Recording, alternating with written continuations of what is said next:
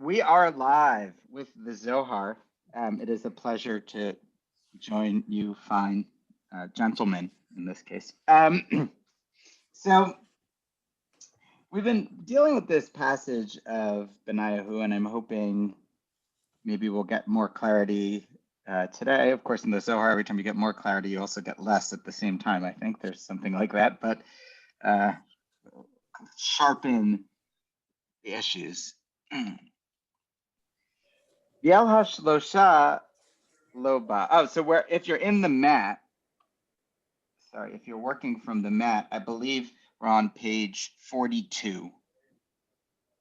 From the 30, he was most honored. Yes. That's in the pasuk. So what are we talking about?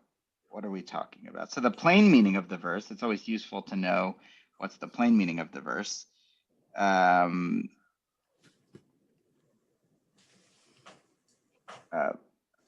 Seems like from the, well, maybe we should, I don't know, does anyone have a Tanakh? Anyone want to I maybe do. help? And, I actually found it very helpful last week. I'm sorry, where is it? It's I had it marked off. Samuel, To Samuel. 2 Samuel. I can get it too. Yeah, I actually found it helpful just to go read the passage in its original context, because yes, we get it so abstractly when we're looking at a phrase at a time, and you don't get a sense of it. And I can't find this Tanakh is very long. Here I have this Mikro Kedolot. So we're here in 2 Samuel. 2 Samuel. Lots of ibits. Lots of ibits. I see a 23, so I don't know if that's verse 23 or chapter 20. No, it's chapter ibid. 23, verse 23:20, I think. Yes, it is. Yeah, okay, good. So just to get it, just to read it, it's been a week. Okay. I mean, the context, it starts a few verses before that, right? These are the names of David's warriors. So it just lists a bunch of important warriors. And I don't know how much detail you want to go through it, but there were like 3 particular great ones. Right. And then it starts listing, I think these are not the top 3 with Benayahu. I don't remember now. He's in the top 30, but not the top 3. It's the right. plain... So it's just listing names, Abishai, and then it gets to him, right? So it's just one paragraph about him. Yeah, so let's just read that. I'll read that here. I have it. I was going to do the Svaria, but with screen sharing, it's refreshingly easier to open and flip through a book somehow. Okay, so here it says, right, so Ela asa Benayahu ben Yoyada v'lo shem b'shlosha giburim. These are the things that Benayahu ben Yoyada did after describing this whole thing about conquering the Egyptian and killing the lion in the pit on the snowy day, and etc. He did these great things, and he had a name amongst the 3 mighty warriors. Minashloshim, from 30, nichbad velashloshim loba. So of 30 he was honored, but the 3 he did not come to. I'm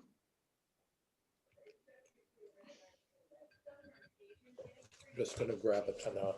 Yeah, I think it's helpful. So if you see the Mitzudat David here, the Mitzudat David explains it well. If he was sort of honored, because in one verse it says, "V'lo shem minha bishlosha giburim." He had a name of the 3 warriors. So the ambiguity actually becomes important. So follow this. He had a name amongst the 3 great warriors. He's like top 3 generals. But then it says, Minashloshim nechbad, he's in the top 30, Ve'alashlosha lova, but he doesn't enter the top 3. So wait a second, is he in the top 3 or the top 30? You see? It's right. Like, did he kill God or didn't he kill God in the prior passage? Right? So it says, so the Mitzudat David explains, he was nechbad kitzat minha shloshim. He was a little bit more honored than just top 30. Mikol makom lo gad lema'od ma'alato alehem. But he wasn't so much above them that he was top 3. Think of like your 6th man in basketball, often better than many of the starters in a certain sense, but but still not a starter. So I don't know if that's Doesn't this just make him number 4? Like he's not in the top 3, but he's better than the rest of the 30. Like he's number 4. No, right, but it seems like outside this group. the top 3 is a class, right? It seems like it's a class, like 5-star generals. So you could say, well, that just makes him a 4-star general, but so the Zohar doesn't understand. I don't know if it's really bothered by the pshat, but it's confused. He did these great conquests, and he alone is described for his conquests. And it says that David appointed him his bodyguard moving forward. So on the one hand, he's got a name amongst the best generals in the land, and he's singularly mentioned and singled out for his conquests, and David makes him his personal bodyguard, secret service, as it were. I just comment the word there is mishmato, which in my Tanakh is translated as confidant, which seems to make sense, mishmato. But in the Mat, it's translated as bodyguard. I think confidant is more intimate, right? But is bodyguard a good translation of mishmato, in your opinion? I think both work. It implies something more, in our culture, a bodyguard implies like you hire someone from a rent-a service to watch you with a gun. But I think in that sense, it meant most trusted security person, i.e. David is worried constantly about his children, about coup attempts, which do materialize. So the bodyguard's got to be someone with ultimate loyalty. So it's a bodyguard with a family-like fidelity. So maybe something between the two, actually, because a confidant doesn't imply sitting there to protect you when someone takes a shot. It just implies someone you disclose secrets to. He's clearly a 4-star general, as you said. So he's got the security capacity in addition to the intimacy. Right. So the Zohar is kind of confused. Wait a second. Why is he not the top? It sounds like he's the best on the one hand, but on the other hand, it sounds like he's not. So that is where we pick up. And I think that's the verse. So the Zohar is trying to read what's the spiritual movement in that, because King David represents the Messiah, and the Messiah represents the full flow of God's energy into the world, into Shekhinah. So if that's what David represents, so what is it with Benayahu, who, by the way, we said is Ben-Yahu, Ben Yud He Vav, who we said is like Yesod, but Yesod capturing all of the energy from above, right? A fish that swims and consumes everything was the metaphor originally, the passage. So that's part of where we are. So this is good. I'm glad we did this. Okay. So El HaShlosha Lova. Now he didn't, okay, well, I'll resist translating. I'll read it. Ve'alash shlosha lova inun have achan legabe ve'have le bireuta deliba ve'ihu lahave ata legabehon ve'afa gavda lo al b'minyana ve'chushbena dilahon yasimu Davido mishmato delo itprash milucha delibe.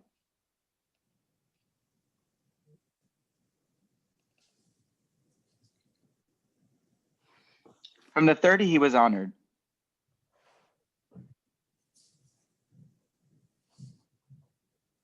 And to the 3 he didn't come. The Zohar in the text quotes, let me look at this text. The Svarya quotes the other part.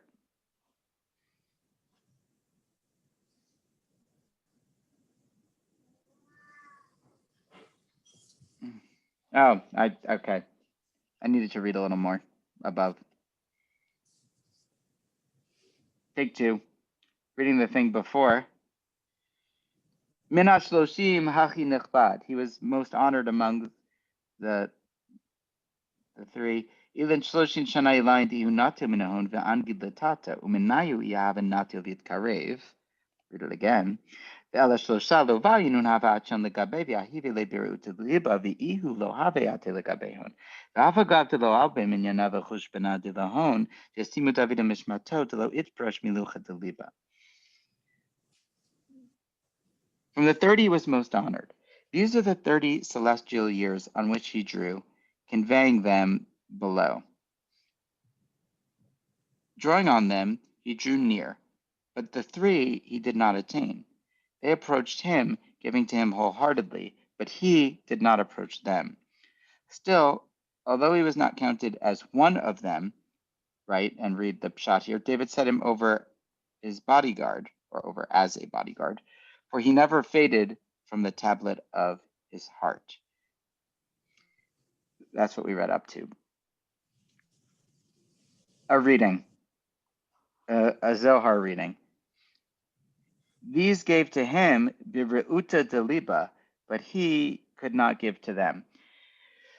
Let us read for a moment the verse a little differently than the Mat suggests, because I don't find in the notes a plausible a read here. That's not a critique of the Mat. I just don't find a read of the passage in any real way.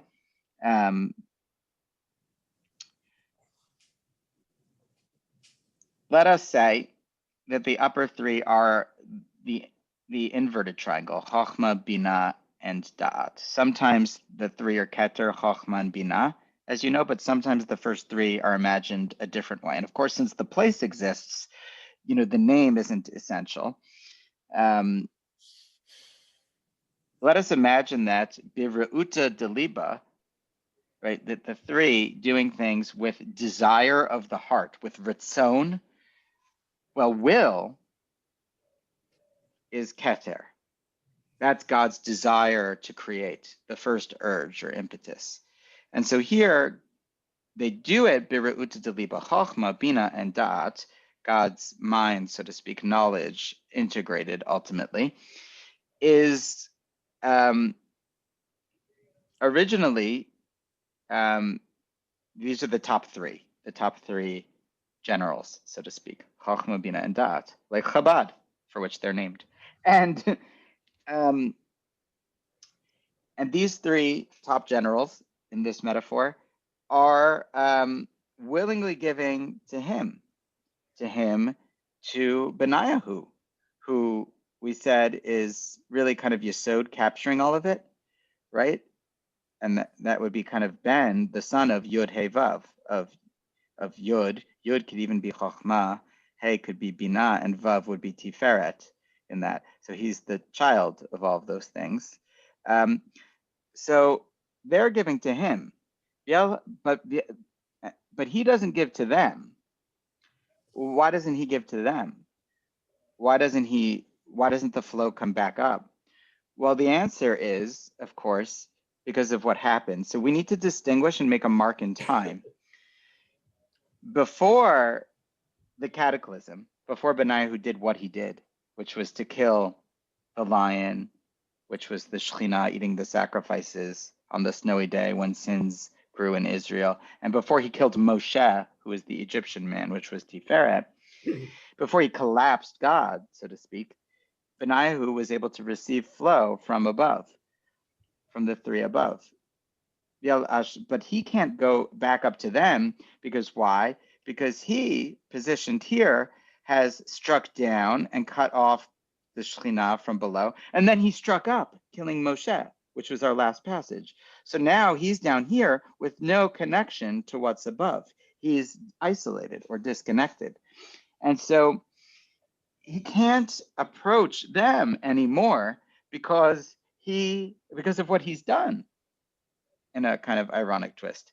He can't channel flow upwards because he can't receive flow from below, but he also can't channel it upward because there is no up. Do we see the isolating move here? So I think this is the way to read the passage. I'm going to be honest, is the plain meaning of the passage is because of what he's done. It's no longer a viable option. But what? We'll just go back to it. Still, now they approached him, giving to him wholeheartedly. I'm reading wholeheartedly. Bireuta Deliba here is with Keter, with Ritzon, with that emphasis, with everything. But he did not approach them. After all, he just cut off the channel. Still, although he was not counted as one of them, meaning to say he wasn't unified there, right? We're in a time of isolation because of what has occurred and of sin and exile. David set him over as a bodyguard, for he never faded from the tablet of his heart. So David, of course, represents what? King David represents, what even says it? King David, right on the chart. King David is Shekhinah, you see.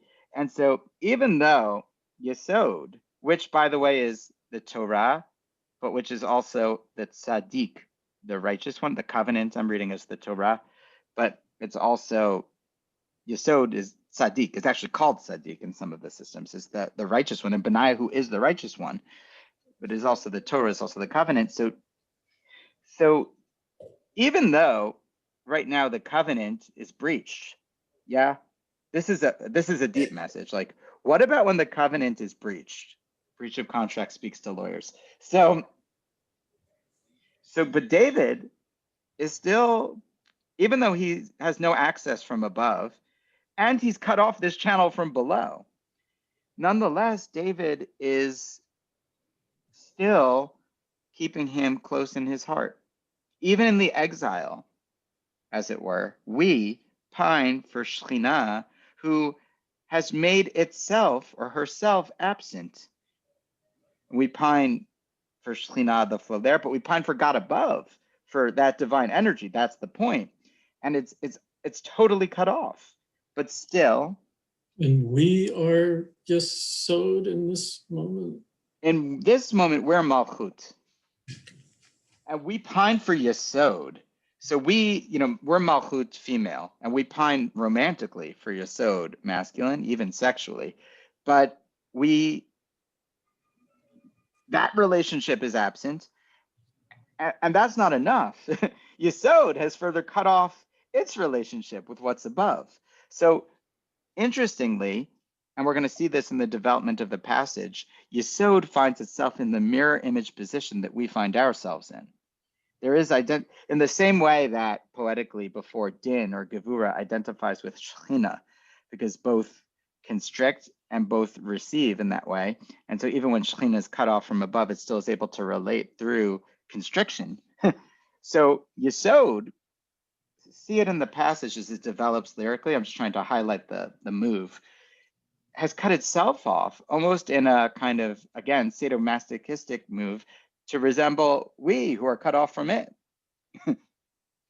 So just to clarify, Malchut, does Malchut include and encompass the physical world that we are currently ourselves in when we're not? It does. Yeah. Okay. So, but then, because I think that, this is where I saw Peter's question coming in.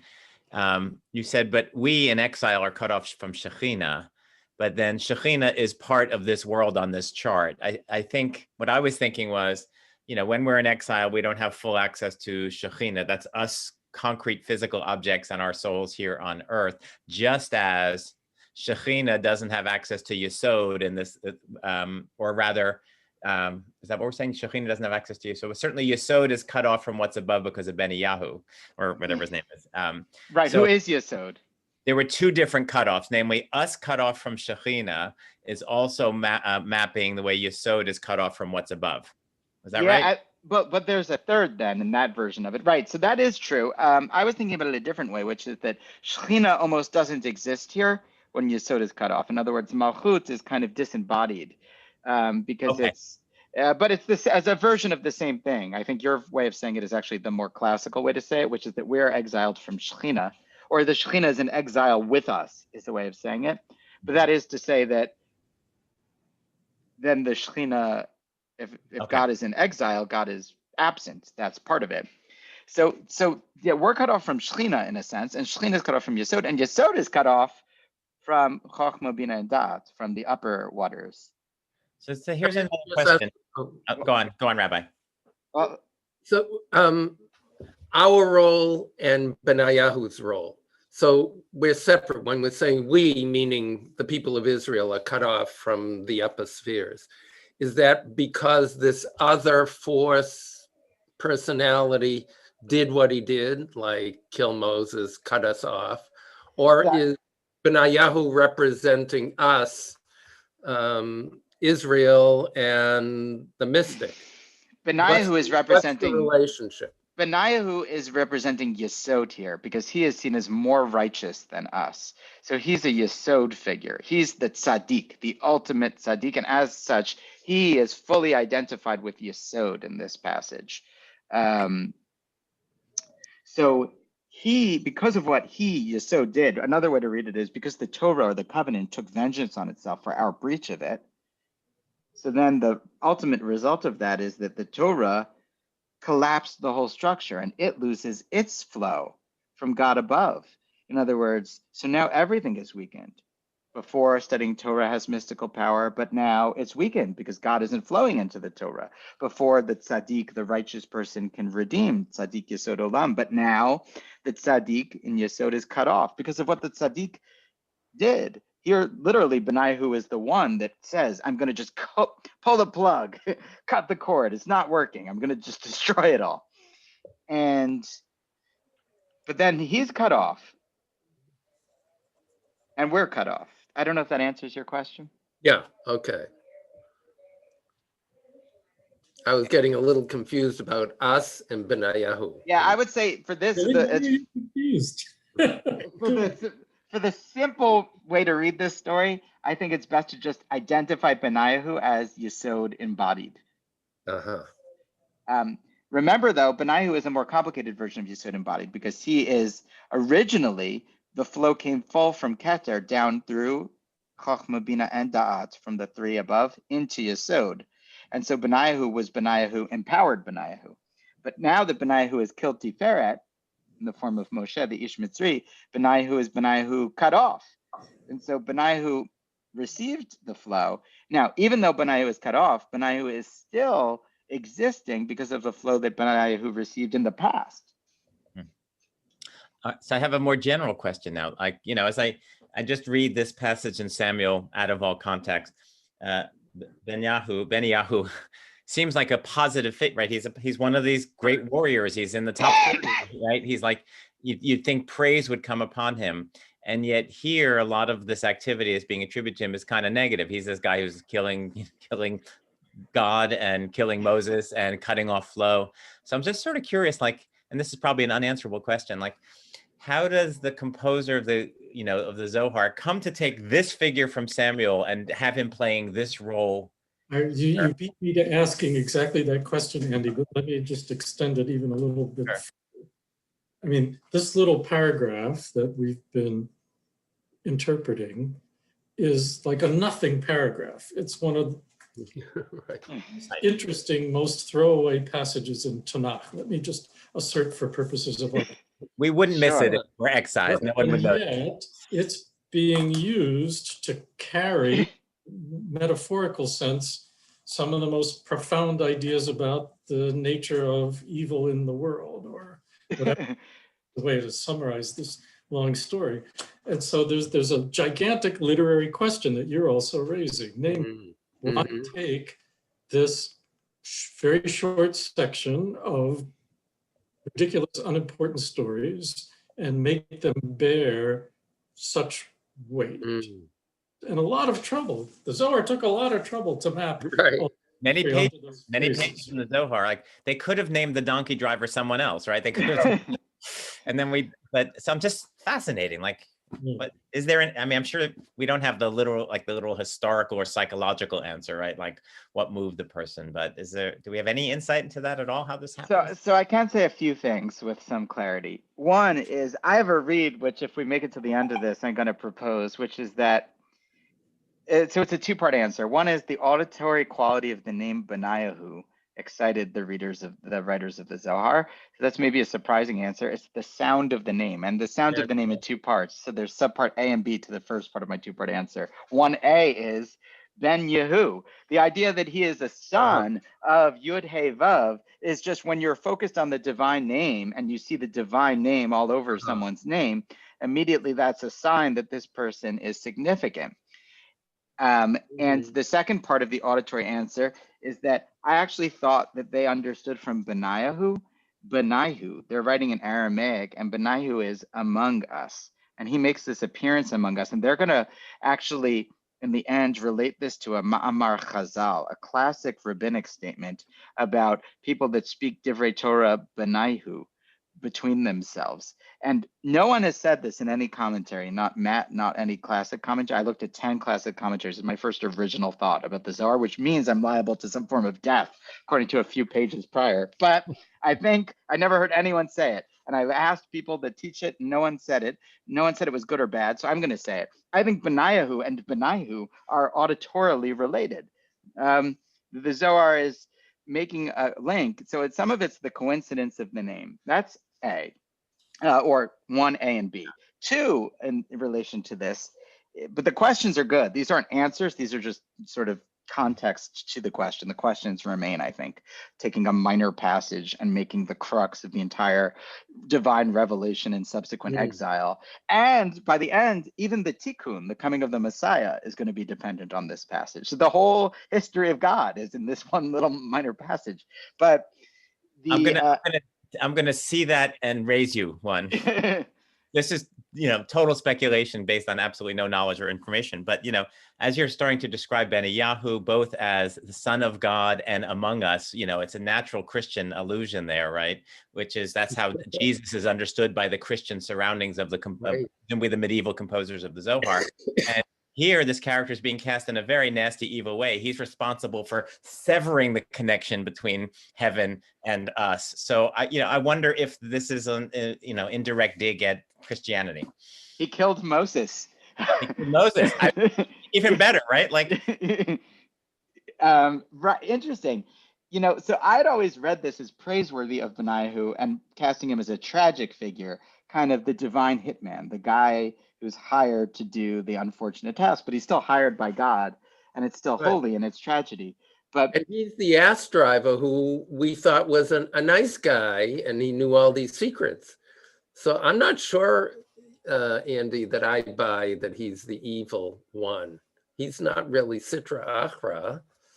Yeah. All right, I have to tell you now. So the course I'm teaching now, I've been looking at a little bit about how Jesus is treated in the Talmud. And, he's someone who comes in and knows a lot of secrets and misuses them and causes havoc with the secrets, right? So that sort of fits this character too. He's the ass driver with all these wonderful secrets that we learn so much from. But now as we're digging deeper, maybe we're learning we have to be really careful. I don't know, with those secrets, certainly with the secrets that Jesus brought, we have to be careful with those. I wish I were more knowledgeable, but I think this is a thesis sort of worth exploring a little bit. It's interesting to think about. Is there any layer of polemic here? Because Benayahu, well, I don't want to cut you off, Rabbi, yeah? No, I was going to say the opposite that I was suggesting before, that they absorbed Christian thought unknowingly, subconsciously living in Christians. Are they in Christian Spain or Muslim Spain? I don't even know. They're in Christian Spain, yeah. So they're absorbing it and transforming it into their own philosophy rather than being a polemic against Christianity. So if you take the positive view of these characters, the ass driver dash Benayahu, they're really, and that the God gets killed and all the other things, Andy, that you were suggesting that were Christian parallels, maybe they have absorbed them into their own theology rather than being a dig at Christianity. Yeah, that could be. That could really be. Now he is riding a donkey, let's be clear, which is that's the whole introduction. So this is really interesting. To what extent were they aware of the obvious parallels, even if they were just coincidental? And to what extent were they writing this, doing it in a way that was either adapting the ideas, or accepting, I believe would be the correct academic term. They developed otherwise, but taking them into their context. And then to what extent is there any polemic also? All fair. I will say that in the mystical tradition henceforth, like now, I'm not a historian of the development of Benayahu or anything really. I'm not a historian, but nowadays Benayahu is a revered figure in Kabbalistic circles. Like Benayahu is now. Of course, the Zohar already wrote this praiseworthy, well, maybe praiseworthy, maybe polemical, but I had assumed praiseworthy passage about the role of Benayahu. So this is like the perfect question answer period, because I'm coming around now to, I started with as Peter was putting it, right? Like thinking, why this passage, why this guy? Now I'm imagining no other passage could have done this work. Like this was exactly what needed to be here to do the work I wanted to do, right? Like, and even whether this was, the way Rabbi was putting it, implicitly absorbing Christianity around them or deliberately transforming it or working it in, this is some sort of brilliant writing, right? Like as we start seeing these connections, this is pretty clever stuff. So thank you. You've drunk the Kool-Aid, Andy. Okay. It was delicious.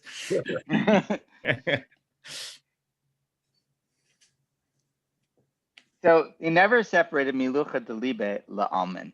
Late peruda lehon la'almin. David samle libe ve'ihu lav leDavid. Begin de tushbechan v'shirin v'rachamin tesihara avid l'shimsha. Ihi meshichet le legaba lemeve diure bahada. V'da ihu yasima David al mishmato.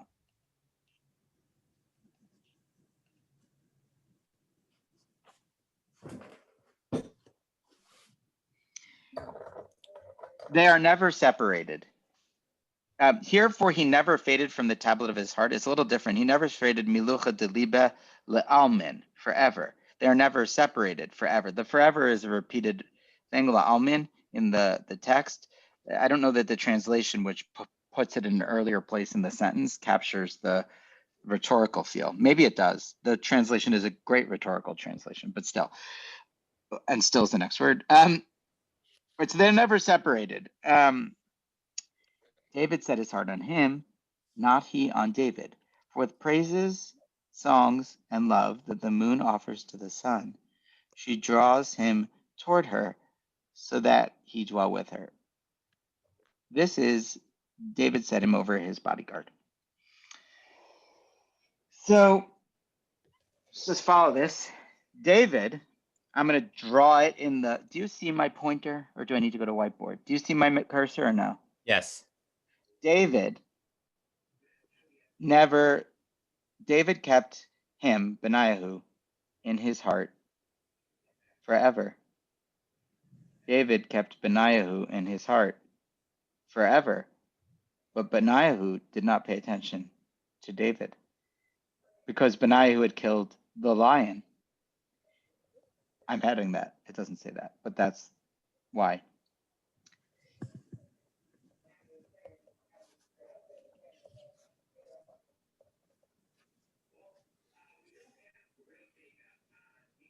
She draws him toward her so that he dwell with her.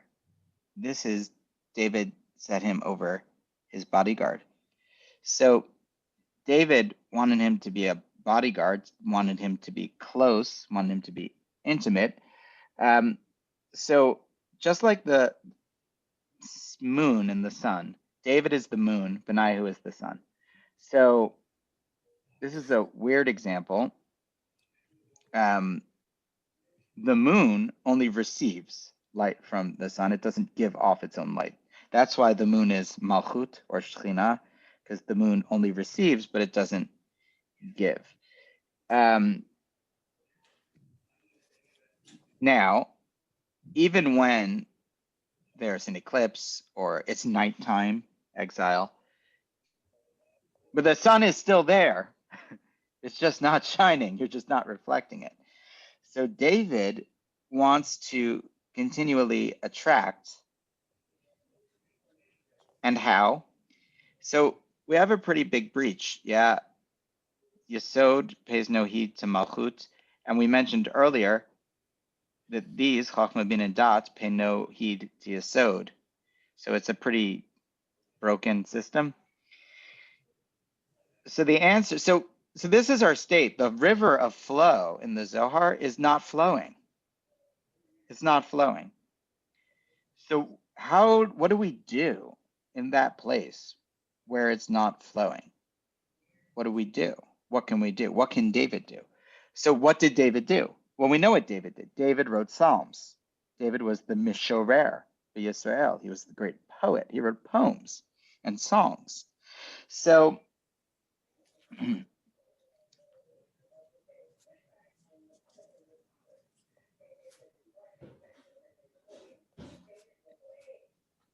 with the praises and songs and love that the moon offers to the sun, she draws him toward her. These are the prayers and the Psalms of Israel.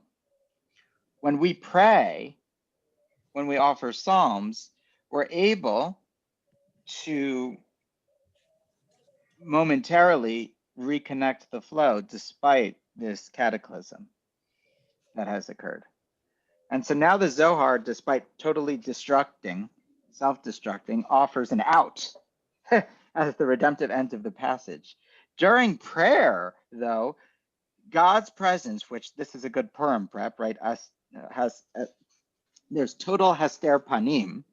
I'm just going to plug in my thing. Or as Rabbi Nachman put it, I think based on this idea that afilu behastara shebetocha hastara.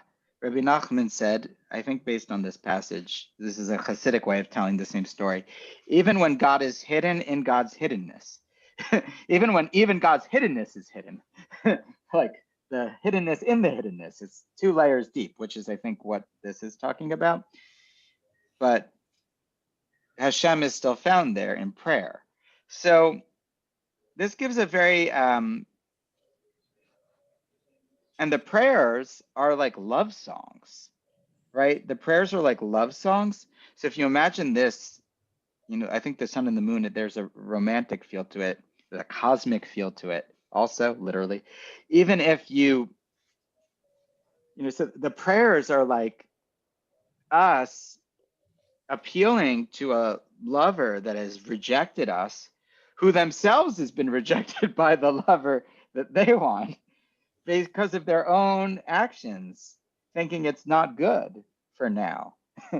But not because it's not good, it's just not the right time, it's not the right place, right? So that's the kind of metaphor we're working with here, is like God wants to be with us bireuta deliba fully, but it didn't work.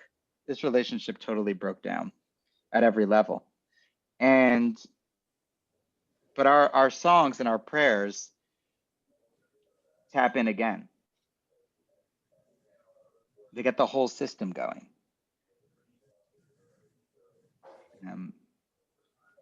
That's the teaching of Benayahu. Yeah. I know that this is at one level metaphor, or maybe many levels of metaphor, but are we supposed to be able to map the breakdown in connection between humanity and God to some particular sin in our history, like Adam, or like the golden calf, or not? It's funny because I'm looking at this commentary of Lorianic, and it mentions the sin of Adam and the sin of the golden calf and the sins that led to the destruction of the temple. You and the Ari are on in your interpretation. Yes, all of the great sins, but every sin is in itself a minor version of the same thing. But what's interesting is our sins already caused this, in a sense. I mean, it's not like our sins contribute, but this is already actually taken to be the state, right? The state of our world is not one of divine energy. The state of our world is one where our sins from an accumulated history of great sins and then minor paradigmatic sins, maybe is the right way to say it. Those are prototypes or archetypes. Those are archetypes. Yeah. Did you want to say something else about them, Peter? You might have a follow-up. Yes. If it's really describing the state of the world, then to me that kind of sounds like the sin of Adam, which is the prototypical fall from connection with God. And if I could pile on to the Christian story, right? Right. Yeah. The fall of Adam has a much bigger deal to do in most Christian versions of the world than I think a lot of traditional Jewish interpretations. I don't know, but right, it's the finishing of the creation of Adam that sets up the world we live in, and if that's inherently disconnected from, sounds like we're mapping it onto the fall. Well, and in the commentaries, right, Adam Kadmon, Adam, primordial Adam, is seen as God even beyond Keter, right? Adam Kadmon exists here in the name sometimes of Atika Kadisha, which is, you may be familiar with Atika, or you may hear the name Atika sometimes. If you hear it, you should know it. Atika is a partsuf. We'll get to this, but sometimes, I haven't really talked about partsufim yet. Partsufim are when the sfirot, start to combine and morph, their personalities get names depending on the particular combinations. This was the Lurianic idea. There were 5 major Parsufim and 12 total Parsufim that occur. So God has very specific, patterns of behavior. And one of them, the highest, is Atika Kadisha, or Atika.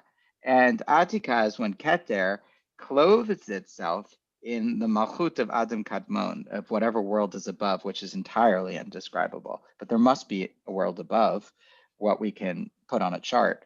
So when Keter clothes itself in the lowest version of that and goes to join there for energy, Keter in our world is assuming the role of, or the personality of Atika, the great ancient, Atik, and ancient here in a ontologically ancient. I'll call Atika the great ontological ancient figure, and the greatest possible ontological ancient figure, and not just the great one, the greatest possible.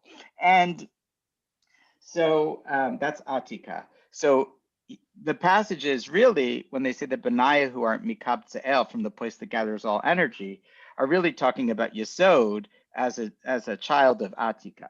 That's what the commentaries are talking about. And so it is right. Atika is identified with Adam explicitly as a figure. If Malchut is David, Atika is Adam. So it really is about first the blessing from Adam as descendants of Adam, and then the fall or disconnection.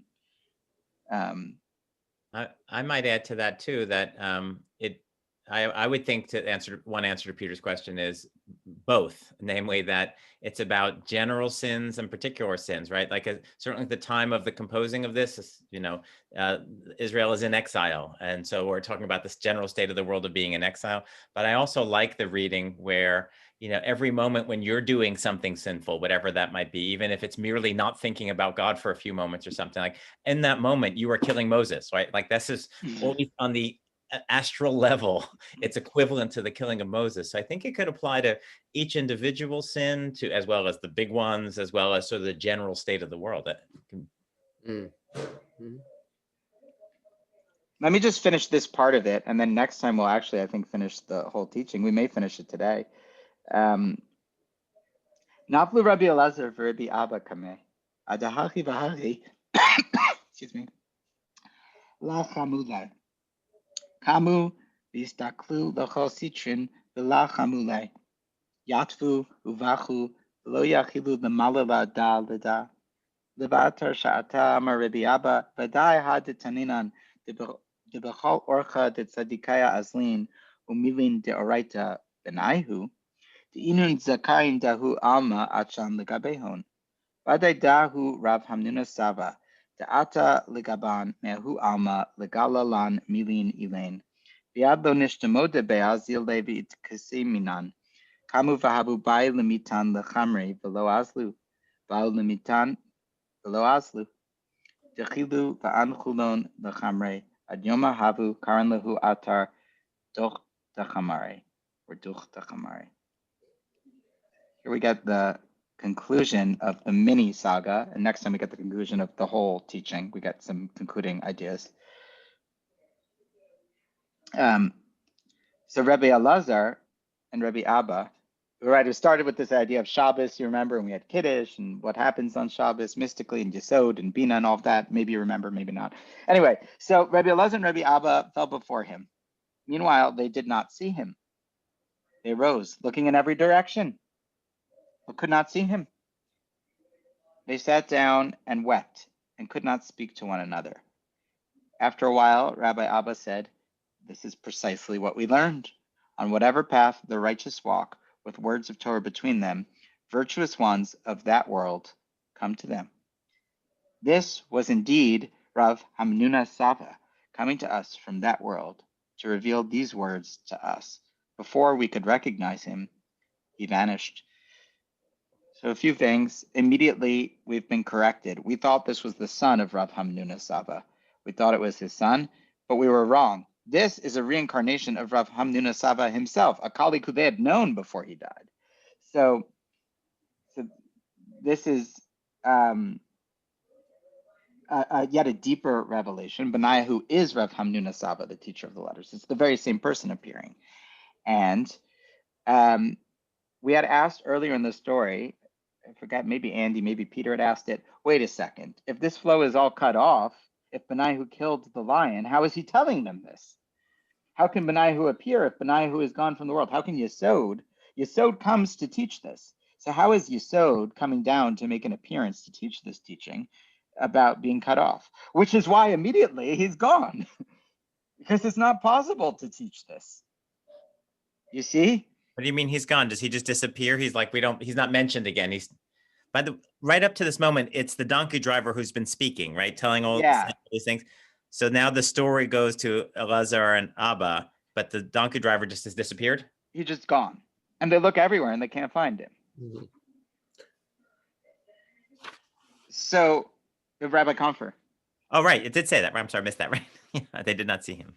And you may want to say it, but I was looking at the Hebrew, the words of Torah between them, the between them was your thing of. Yeah, so I'm gonna say that. I'm gonna say that. I want to make sure this point is clear first, and then I'm gonna say my one chidush in life, the only one I ever had. I don't even think it's a chidush. I think it's the plain read. But no one else says it in a commentary, and I looked at like a dozen. So, I'm gonna write Daniel Matt an email and see if he agrees. That I didn't do yet. Next edition, you'll have your comment. Note, Dolinger email. So, so I do want to say, there is the sense that as soon as they realize this, he's gone, because not just the mysteriousness of it, right, which plays into the plot, but because of the impossibility of it. He can't be there. And so as soon as they realize who he is, he's gone. It's a paradox. And then they say, this is exactly what we learned. Wait a second. Now, what is this? I think this is exactly what we learned, is exactly what he taught them. Right? Tanina, this is what we learned. Tanina in the Gemara is like we already learned, right? So this is what we already learned. This is what he taught them. Now, they already learned it in a classic Mishnah, or it's a Mishnah in Avos, is it? But in Hebrew, but they translate into Aramaic that on every path where the righteous walk, I think the version in the Mishnah is just they're sitting in one version, maybe eating in a different version in Brachot. But in every place where the righteous are walking, because this is a traveling band, and they speak words of Torah, virtuous ones of that world come to them. So a few things. When they have divrei Torah Benayahu between them, that's the Aramaic. When they have divrei Torah Benayahu, words of that world, this is Torah, the covenant, words of that world come to them. When they speak Torah Benayahu, they finally get it. Oh, when we speak Torah Benayahu, Benayahu comes to us. That's it, is how I'm reading it. When we have words of Torah between us, then we have God between us, or Yesod, and he comes and enters our world. And this becomes the paradigm, I will say. You'll read every book on Zohar, from Sholem to others, and when they talk about and outline the ways you learn in the Zohar, it's mystical revelation from above while walking with cryptic secrets and scriptural interpretation.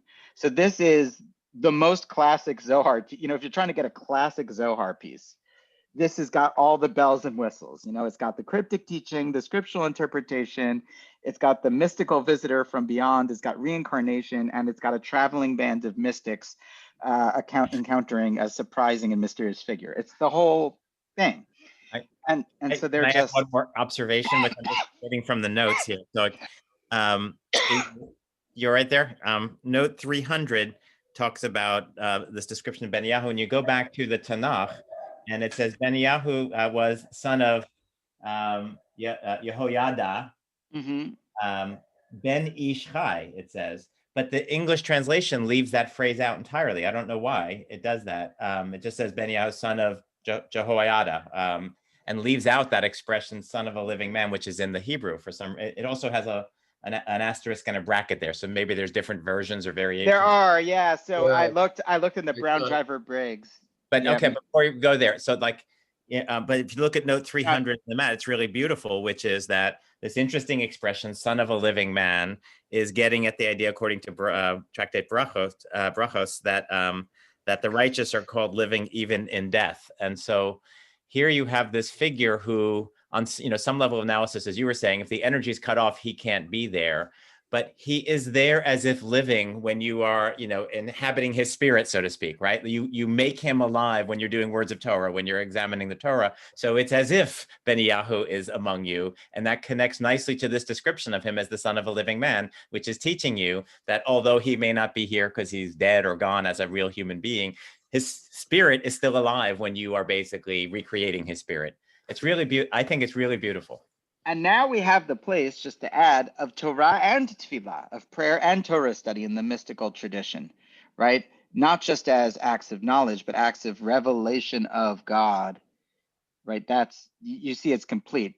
The Torah is bringing God down, and prayer is requesting and enticing. They rose and tried to goad the donkeys, it ends. They tried to do it, but they would not move. They tried to goad them again, but they still would not move. Frightened, they left the donkeys behind. Still today, that spot is called Donkey Site. So now, what does this mean? I think what it means is, and we'll conclude on this, they tried to, what does goad the donkeys? It means bring the Messiah, but it means from the midst of the physical world, which is to say Shekhinah, to be able to generate God's presence in the physical world, to goad the donkeys. Donkeys are chamor, and chamor is the same root as chomriut, of physicality. And so they're understanding that the Messiah riding on a donkey, which is an idea, I know we've talked about Christian things, but the idea of the Messiah riding on the donkey is related here, is about this figure being able to use physicality in Shekhinah as not disparate or a source of sin, but a source of divine connection. And they tried to do what only Benayahu could do, which was to take, right, only Yesod can do that. Only Yesod can bring God's presence into the physical world. But without Benayahu there, they couldn't do it anymore. They could just occasionally summon remembrances of Benayahu. But even that was worth it.